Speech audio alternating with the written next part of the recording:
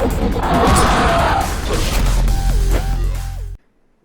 is up, Gorilla Nation, and welcome your butts back to a brand new edition and a brand new episode of the Division 2 build series. But before we hop into today's video, if you would be so kind to please ground and pound that like button, smash that sub button if you happen to be new, then reach up there, fondle the bell, and turn on post notifications. So that way you know each and every time a stream goes live or a video is uploaded.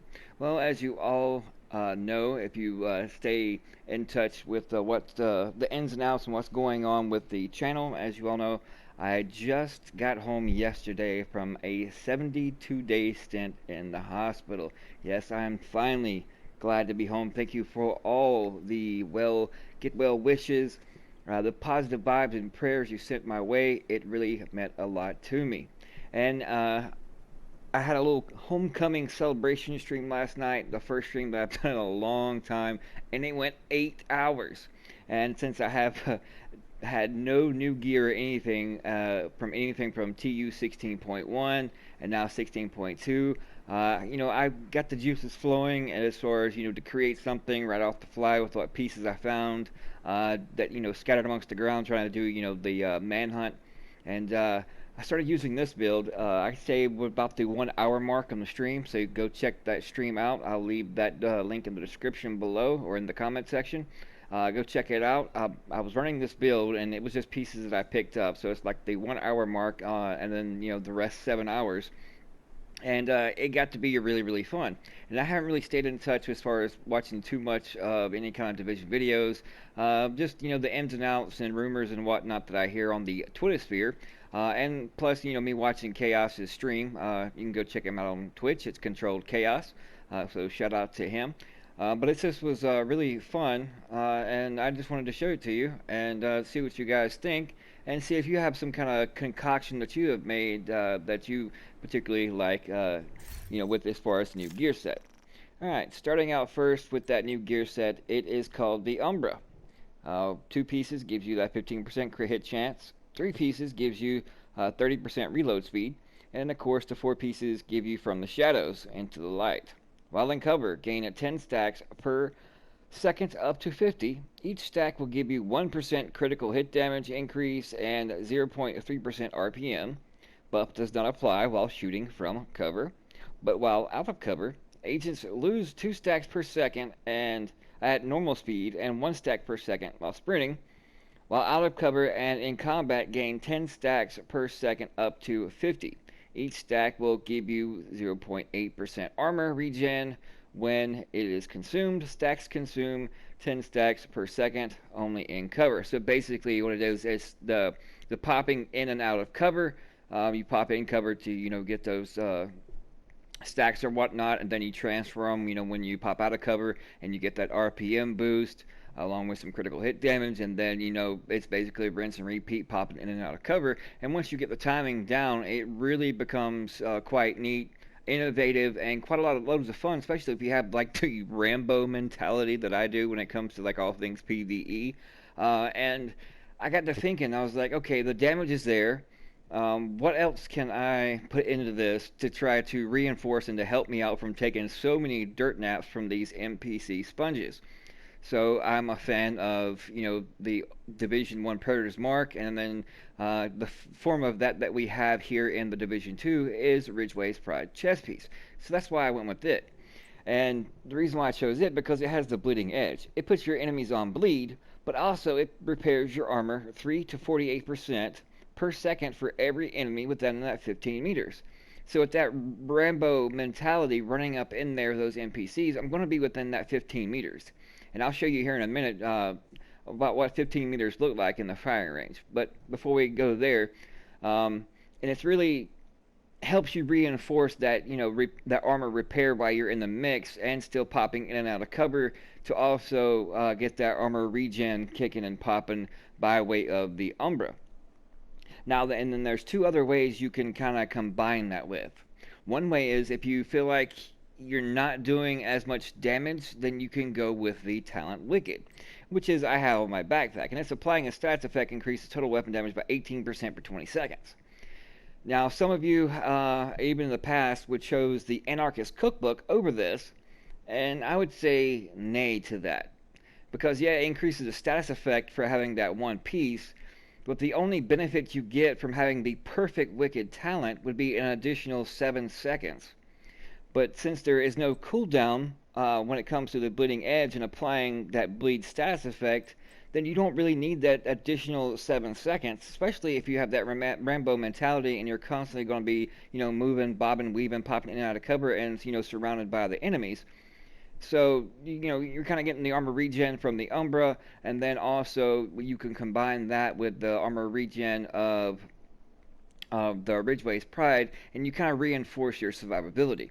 But yet, if you need a little bit more than that, and you're okay with losing a little bit of damage, then you can switch off of Wicked and go with Creeping Death. Now, Creeping Death is when you apply a status effect, it is applied to all enemies within that 8 meters of your target.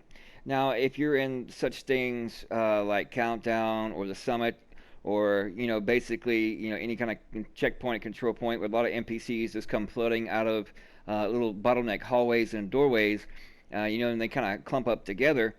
You can essentially hit one NPC and then affect the 4 or 5 that are around him, and then you're back to full armor within just a matter of 1 to 2 seconds when it comes to the Bleeding Edge. When that's the Ridgeway's chest piece when it's combined with Creeping Death. It gives you tons and tons of survivability as far as that armor regen. And you'll see that in that live stream I did, last night from 8 hours. And it just all depends on your playstyle. If you're adequate and sufficient enough with just having that little bit of reinforcement by the way of the 3% for only having that one enemy combined, popping in and out of cover. And you can utilize such things as like a hive or a seeker mine also to cause something to, catch bleed, or in a radius form or fashion by the way of the bleed hive to catch multiple enemies on bleed to get the full effect of Bleeding Edge. So it just all depends. Usually Wicked is more of a PvP type talent because you have more one-on-one engagements than anything.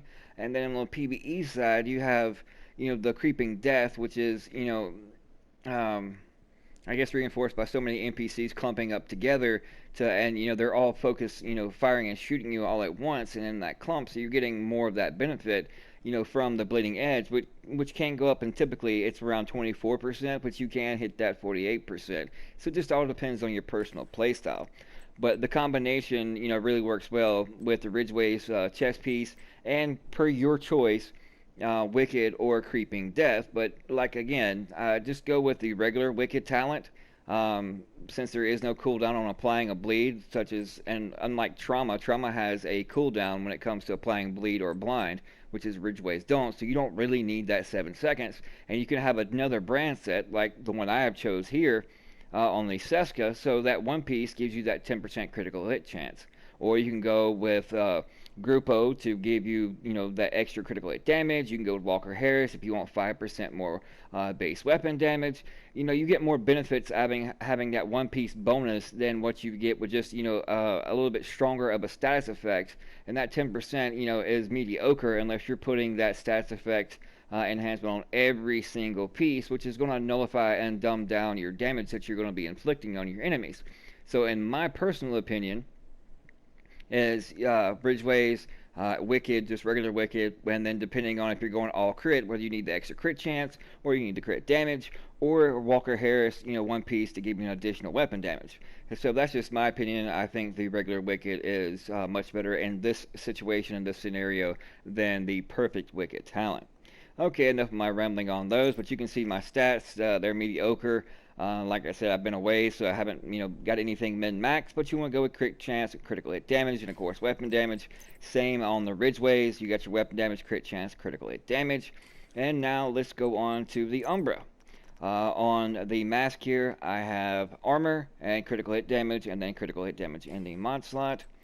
And on the holster, same as weapon damage and critical hit damage.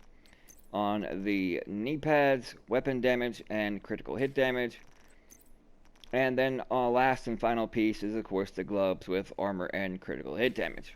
And now you can adjust these values as you see fit when it comes to how you like your armor value versus your weapon damage output.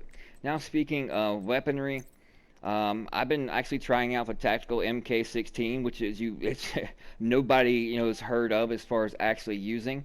And as you can see, this one came with max stats with weapon damage, health damage, damage to armor, and then I applied Sadist as the talent. Deal 20% weapon damage to bleeding enemies. After 4 kills, applies bleed to the next enemy hit. So it all just pairs well together, and there's my attachment stats followed with critical hit chance, plus 20 rounds mag, critical hit damage, and then of course critical hit chance on the muzzle.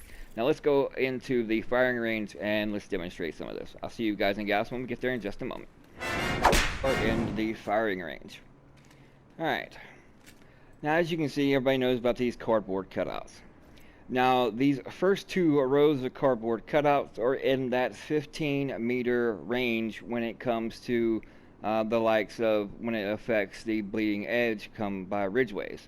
Now you can fiddle these cardboard targets as much as possible, and it's very rare that you can get multiple in that slot in the first 2 rows, as you can see on the screen. But if you really want to, I guess, be a detective and go all out and knowing the exact amount of health regen that you're going to get depending on the number of targets, then you can sit here and do this practically all day.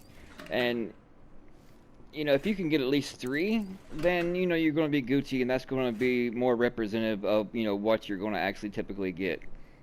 So I'm gonna go over here and damage myself, and this you can apply bleed with a Seeker too.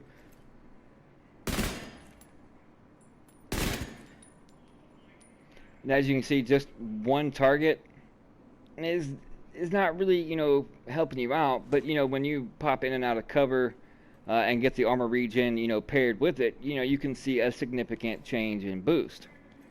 Alright, now let's go over here and damage myself again, keeping those same targets. And since I only have 2 targets now, and 2 targets are going to be let's see, for 6% instead of the 3. And then we're going to switch from the Wicked to a Creeping Death. It doesn't matter as far as the number wise, we're just demonstrating the bleed. So we're going to get 6%, and then of course as far as popping into cover, and as you can see, it comes back a lot faster just for that additional 3. Now if there was at least 1, maybe 2 more targets right here, which is I'll try to get them in the next few shots of getting them to pop up, but I don't think I'm gonna be very lucky in getting the perfect storm, which is I think they need to fix that. So that way there's more that pop up on the first 2 rows than what they have. But you can sit here and work it and figure out yourself. But like I said, if you're Rambo mentality and you need to be reinforced with a little bit more armor repair and healing, then definitely go with the likes of Creeping Death. But if you want to go with the additional damage and think when popping in and out of cover, and getting the regen from Umbra this way, and then that extra 3% just off 1 target and like the damage, then go with Wicked. It just all depends on your personal preference and your playstyle. But go check out last night's stream. Like I said, I'll leave that in the description below.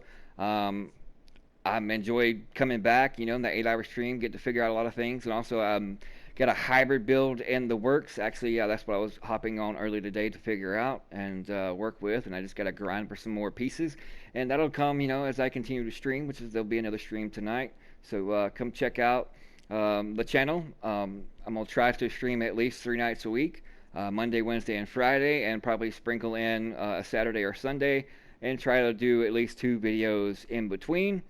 And it's going to be more PvE right now until I finish leveling up my SHD watch and of course my expertise, and then once they figure out the whole debacle of the glitches and make PvP more suitable of enjoyment to go into and risk it for the biscuit, so to speak, then I'll venture back into the dark zone as we see fit, and then hopefully Heartlands will be here before we know it.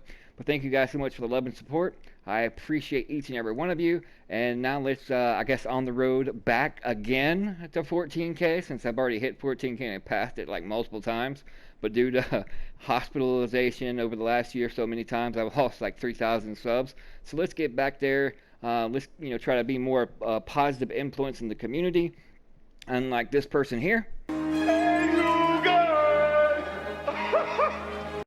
and let's just get back to having fun, and that's what gaming is all about. So we'll see you guys and gals fudging later.